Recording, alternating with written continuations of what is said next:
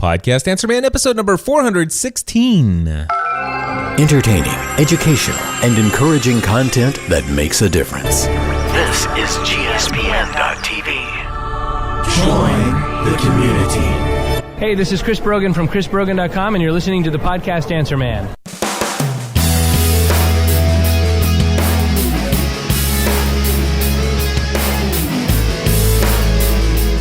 Well, hello everyone, and welcome back to another episode of the Podcast Answer Man. My name is Cliff Ravenscraft, and this, my friends, is the podcast devoted to helping you take your message, your business, and your life to the next level.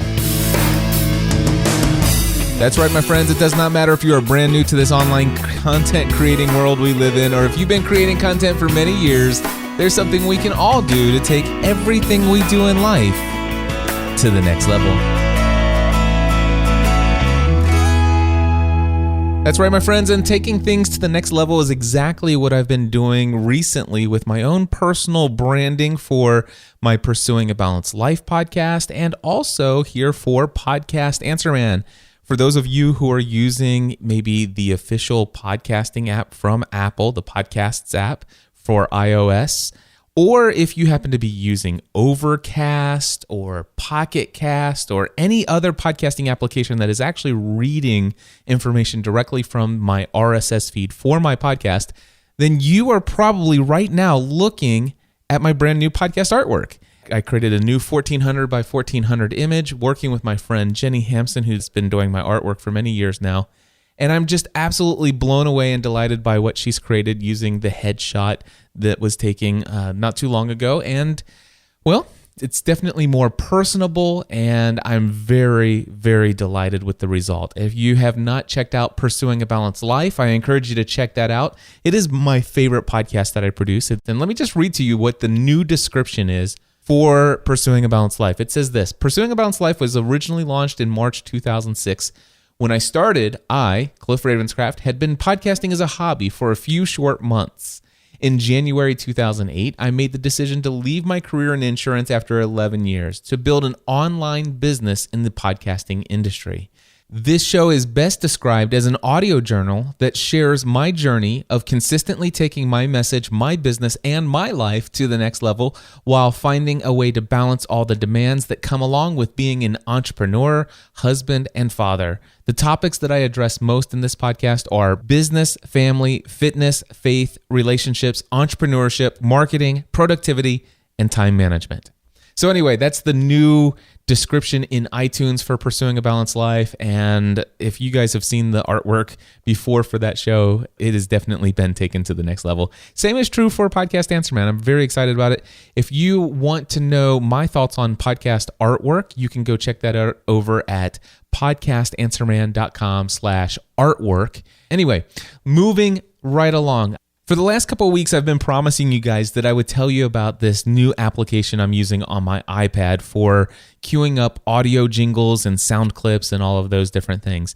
For the longest time, I've been using a desktop application. I remember back in the early days of podcasting, I used this application called Cast Blaster. Some of you will remember that. Then after Cast Blaster, there was a program called Pod Producer, as ugly as it could be, but it worked. And when I moved over to the Mac, there were several different options, but I ended up using this one called Soundbite. And again, not the prettiest software out there, but it was sufficient and did everything that I wanted it to do.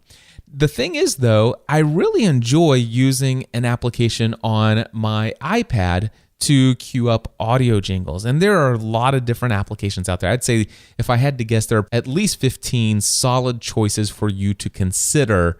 And of course, the desktop version of Soundbite was out there, but they also had two different applications for the iPad. One was a remote control. From my iPad, I could remote control the sound clips coming off of my computer, but they also had a version for the iPad from Soundbite. The one thing that I didn't like about the version on the iPad, though, is that there was always like this millisecond delay from the time you press the button until it actually starts playing the sound clip. And I know that that sounds crazy. It's not like a whole second or even a half a second. It's just like, but there was just a little bit of a delay. And that's actually true of a lot of the apps out there. And then there are other applications for the iOS devices, and specifically the iPad, that when you press the button, it will instantly play the clip. There is no latency. It is instantaneous and it works perfectly. The only problem that I've seen with a lot of those apps is how do you get audio clips into it? It's just not necessarily intuitive for so many of these different applications. Well, I recently took a family vacation to Europe with my family. And one of the places that we went to while we were on vacation was the Netherlands. And since my great friend, Father Roderick Vonhogen, lives in the Netherlands, he offered to show our family around. And I actually had the opportunity, while my family was resting from travel, I got to spend an entire day with Father Roderick in his hometown of Amersfoort. And one of the cool things is that I actually got to go and visit his home, and I got to sit in his studio. And something that he's been talking about a lot lately on his podcasts is this new iOS application for the iPad that he has found called iJingle Webcaster. He's been going on and on about it and how he's been working with the developer, and they're actually very open to feedback, and they have definitely been incorporating new features and requests that he specifically has been wanting for his own podcasting needs. Now, one of the things that Father Roderick does is he actually uses a lot of segments in his show, timed segments. So he knows that he's going to open his show with his opening jingle music, and then it shifts right into another segment where he might talk about what's going on in your part of the world, and he's got a specific jingle that leads into that. And he knows that he only wants to spend, let's just say, 7 minutes in that section, and he wants to go into a quote-unquote movie review segment. He's got a jingle that starts to cue that up, and then once that's finished, he talks about that movie, and he's got a certain amount of time.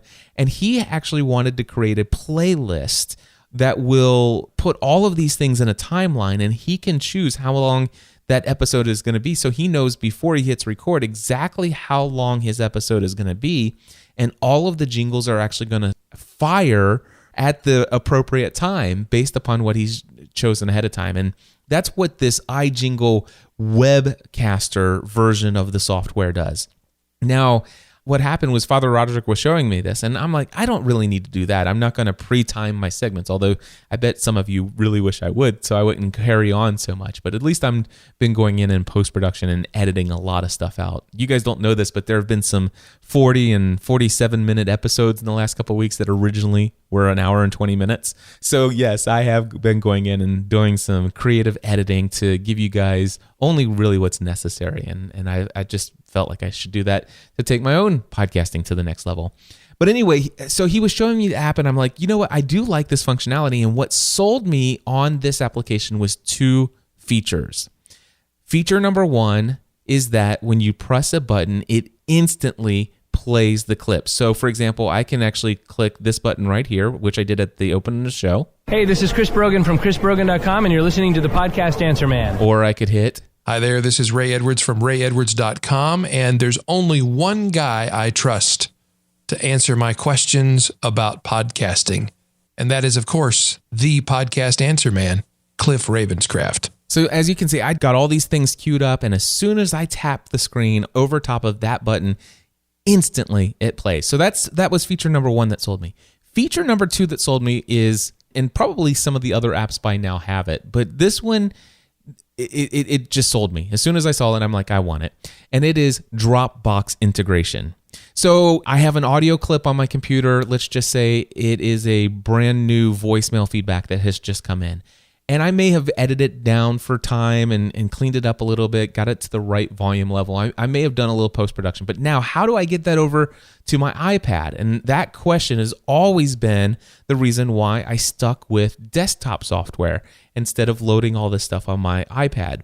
However, now it's as simple as this. I opened up my Dropbox folder, and I have a little folder called audio clips. And I take that audio clip and I will drop it into the audio clips folder. And then I open up the iJingle application on my iPad.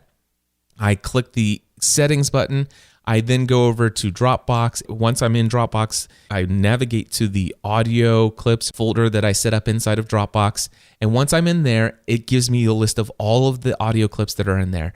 And then I just choose it and I say, okay, import this. It's done. And then all I have to do from there is I actually have to choose to assign that clip from what they call the trunk, which is that's where all your imported clips come in inside of the app. but I just take it from the trunk and I move it over to one of the columns or categories for my application. I will admit that the assignment of how you get the clip from the trunk to a button is not intuitive. It's not something you're just going to pick up like, oh, I know how to do this instantly. But once you know how to do it, it's not a problem at all. It's a piece of cake once you know how. And it was actually the developer of the software. He got on a video call with me and I asked him a couple questions. And once he showed me how to do some of the most basic things that I wanted to do, it clicked. And so eventually I'm going to get around to recording a video tutorial of how to install the application, how to bring in audio clips, and how to do certain things within the app. And I will explain it all in the way and fashion that I like to teach folks so that it makes it a whole lot easier. And so that's going to be coming within the next week because I have some A to Z students who are in my current session who are hoping that I will send them this information because we're in the middle of week 2 now. And they're already asking, what application are you using on your iPad to be able to play audio clips? In previous sessions, I've always told my students about Soundbite for the iPad. And then, of course, I told them about the desktop version as well. And it works, but not as good as this. And so I'm very eager to share this with them. So I will create a tutorial for them. And if you would like to go ahead and have access to this tutorial for yourself for free, I'm actually going to be sharing this tutorial with anyone and everyone who is on my mailing list. In fact, if you're on my mailing list already, you will automatically get access for free to this tutorial. And if you are not on my mailing list, go ahead and sign up anytime before Monday, August 21st, 2015 at 5 p.m. If you sign up before Monday, August 21st, 2015 at 5 p.m., you will receive the email with free access to this tutorial. But don't worry if you're listening to this podcast episode much later than August 21st, you can still access this as well. And the way that you will do that, if it's after Monday, August 21st, 2015, I just need you to go to podcastanswerman.com/iJingle. There's a blog post that is all about this application. It gives you a link to it in the App Store. But right below that, after Monday, August 21st, 2015, after 5 p.m., I will change the email opt-in form at the bottom of the blog post so that anybody who signs up for this using that opt-in form after I've already sent the email out to my whole mailing list, it will automatically forward you to the page where you can view the tutorial. Oh, and by the way, real quickly, just want to point this out. iJingle Webcaster, I think it's like $20. Trust me, it's worth it for all that it includes, and it does, and it even does beyond what I was talking about. I think it even will record inside of your app, and you can put a mic in and all that other stuff for the Webcaster. But the thing is what I'm using it for, I found that I do not need the Webcaster app. In fact, I found that I only need the iJingle Pro app. So my recommendation, unless you want to do what Father Roderick is doing, or I think it's just like $10.99 or something like that for about half the price, you can get the iJingle Pro app and it will actually do everything that I'm doing with the app. And I'm going to, even though I've already bought the Webcaster app, I'm going to repurchase the iJingle Pro app and I'm going to teach the tutorial from the iJingle Pro app because I believe a majority of those who will purchase this app based upon my recommendation will only need the iJingle Pro features and functionality. And yeah, so anyway, iJingle Pro. iJingle is one word, Pro. The easiest way to find it in the App Store, because I know it's real hard to find different apps, especially when there are different apps with the same name and stuff like that. The quickest way, just go to podcastanswerman.com/iJingle. Look at that blog post that I put together about the app, and there are links directly to that app in the App Store if you go over to the blog post at podcastanswerman.com/iJingle. I do want to cover this one topic with you guys, and it is this question of why not daily? And I'm going to read to you the question, and I'm actually going to read to you my response so that I don't ramble on. I want to get this done quickly and succinctly, and I've already thought this out. It's spent a couple hours on it today, and I think that it will go very smoothly. So let me go ahead and read to you the question. It's not important who asked the question, but one of my students in this session, the 21st session of Podcasting A to Z, asked the question exactly like this. It says, Cliff, I have heard all about being in new and noteworthy in iTunes as a way to get noticed by people, and that iTunes tends to rank your show based on the number of downloads. It would seem to me that shorter, more frequent shows would help me rank higher in iTunes. I know you don't concentrate on numbers, and I don't plan to either, but getting found is half the battle, and it seems like this might be a good strategy towards that goal. Also, I know that the podcasts that I love to listen to, I wish they were produced more frequently, and sometimes I wish they were shorter. I wish I had new content from Amy Porterfield every single day. Sometimes I need to listen to Podcast Answer Man or Pursuing a Balanced Life with many interruptions as I squeeze in 15 minutes when I'm in the shower, 15 minutes when I'm walking the dog, 15 minutes while I drive to work, etc. Obviously, these are my personal experiences, but I'm an ordinary guy, and I imagine there are many other people out there just like me. I figured that if I produced an hour to an hour and 15-minute podcast episode once a week, why not split it up into 5 pieces and give content in smaller bites all week long? Ultimately, I trust your opinion, which is why I'm in this class, and I will follow your guidance, but I wanted to share my logic and see what you thought about these points. And so here's the response, and I'm not going to give you a lot of commentary. I'm just going to read to you the response that I gave to him here. So here's what I wrote. First, let me tell you that I've put this question out to my community on Facebook. If you'd like, you can read their responses by going to the link at podcastanswerman.com/daily. The cool thing is that I have zero control over what those folks will respond with. However, let me go ahead and begin by sharing these few thoughts. I find it interesting that you mentioned that you wished that Amy Porterfield would publish an episode every single day, yet you find yourself having to squeeze in my 2 shows within 15-minute segments throughout your daily routine. First, let me thank you for actually subscribing to and listening to my shows. I am very honored. I just looked at Amy's podcast and I noticed that her shows run from 42 minutes to just over an hour each and every week. Not much different than the time frame of my Podcast Answer Man podcast episodes, with the exception of episode number 415 from last week, which is an anomaly. I would imagine that if Amy were to move her show to a daily format, she would not be able to create the same in-depth content that she routinely puts into a 45-minute to 1 hour long podcast episode. Trying to go to a daily format for her may ultimately reduce the overall value of the content that you've come to expect from her. Since I cover many different topics in single episodes of Podcast Answer Man, I certainly could get by with breaking up my show into multiple shorter episodes each week. In fact, I very seriously considered changing the format of my Podcast Answer Man show to 3 shorter podcast episodes per week. Episode number 308 of Podcast Answer Man is actually titled 3 Reasons Why I Considered Going to Multiple Episodes Per Week and 3 Reasons Why I Chose Not to Do So. If you would like, you could listen to that episode at podcastanswerman.com/308. If you would prefer not to listen to it right now, here's the show notes on what I shared. The 3 reasons I had considered this change. First, I thought it would be a good practice to apply the score method to each of my podcast episodes, focusing each episode on a single subject with one objective only. Second, I thought it might make it easier to turn the archives of this podcast into a knowledge base where it would be easy to point people to a show that simply talked about a single topic for each episode. Third, I knew that if I doubled or tripled the amount of episodes that I produced each week, I knew that it would increase the number of downloads that iTunes tracks, and thus it would increase my ranking and exposure within the iTunes podcast directory. Ultimately, I came to the decision that I will not be moving to multiple episodes per week based upon 3 potential drawbacks.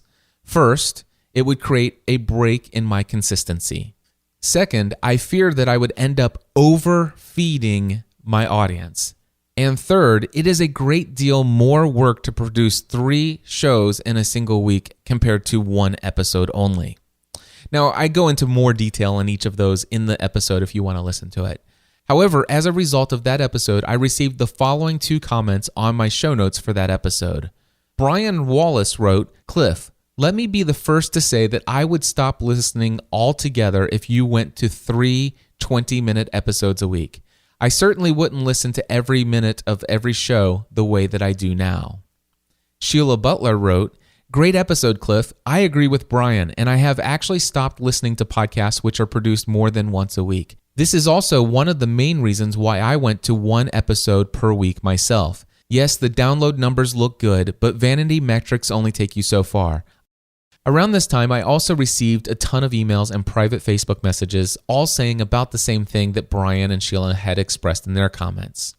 Here's the deal. You're going to find a few folks out there who are just like you, who would prefer a shorter show that fits more into their 15-minute segments of their day.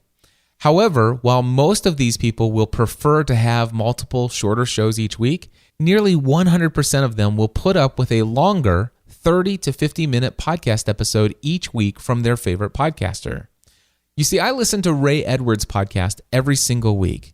There are certainly times when I have to listen to about 15 minutes while I'm getting ready in the morning. I'll grab another 15 minutes while I'm eating my breakfast, or I may have to finish up the last 15 minutes of his episode while I'm on my way to lunch.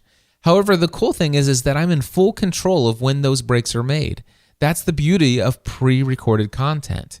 However, if Ray were to move his podcast to 5 to 10-minute episodes 5 times a week, as much as I love Ray, I would eventually unsubscribe from his podcast, and probably within the first 2 weeks of the new format. Why? Because there are a number of times when I want to listen to Ray's 50-minute or so episode while I'm heading out for a bike ride. If it were only 15 minutes long, I would choose to listen to something else, a longer show, to listen to while I'm on my ride. Why? Because I don't want to have to search for another podcast 15 minutes into my bike ride, or into my drive, or my run, or while I'm washing the dishes, cleaning the office, or anything else that takes more than 15 minutes to accomplish. Yes, I could use my podcasting application to build a playlist of shorter episodes. However, admittedly, I just don't feel like going through the trouble. With Ray's longer format, I can either invite him to join me for 50 full minutes of a great activity, or I can ask him to fit himself into 15-minute segments of my day throughout my morning and lunch routine. I have subscribed to a number of daily podcasts with shorter episodes over the years. However, I always fall into the same problem. I get a few days behind, and before I know it, there are more than 20 unplayed episodes. It doesn't take long to get there. Eventually, I ask myself, why do I keep this show on my list if I continually fall behind? You see, I'd rather unsubscribe from a podcast than to consistently feel like I have to play catch-up all the time. I know that this may not make sense, but I'm not alone in feeling this way. It's now been at least 20 minutes since I posted my question on Facebook, and I'd like to share some of the comments that folks have shared. Jake Wolstad said, I prefer one episode per week because the podcasts I truly love become overwhelming if I don't stay up to date. If I get far enough behind, I've simply unsubscribed rather than delete the in-between podcast episodes because it's easier. Plus, then I don't have to pick which episodes I still want to listen to because I want to listen to them all since I love the podcast. James Kinson wrote, I don't have time to listen to a show every day regardless of the length. I like too many other podcast shows. I prefer 30-minute show length, but I still listen to longer shows which keep my interest. Shows that publish 5 or more times per week can certainly do well, but they will tend to lose me. I wouldn't recommend publishing more than twice a week. Mark B. wrote, as a listener, 2 days a week, about 30 minutes each is the sweet spot. No way can I consume the same podcast 5 days a week.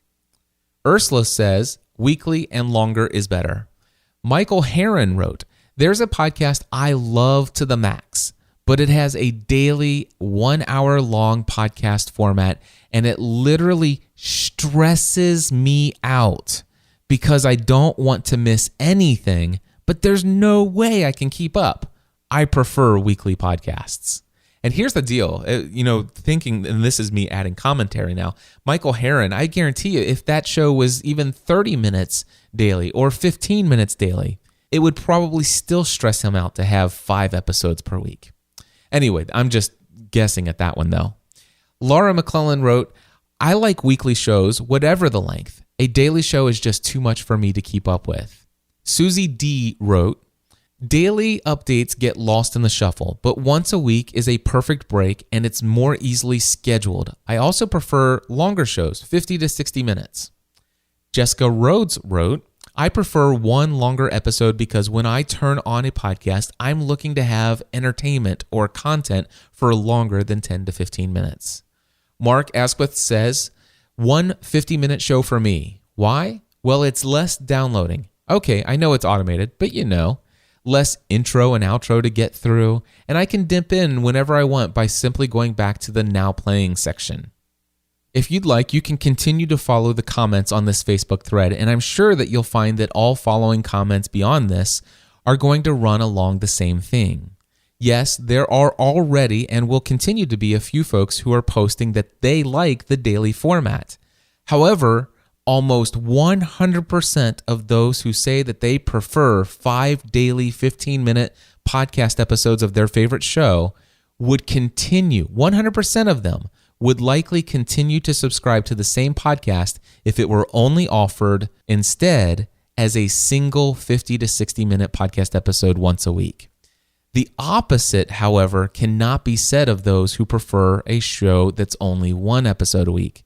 Instead, if their favorite show was to go to multiple episodes per week, a significantly large percentage of them, and I would guess over 60%, would eventually unsubscribe as a result of the stress of not being able to keep up with all the episodes. So that's basically what I had shared with this particular student. That's the feedback that I gave about why not daily.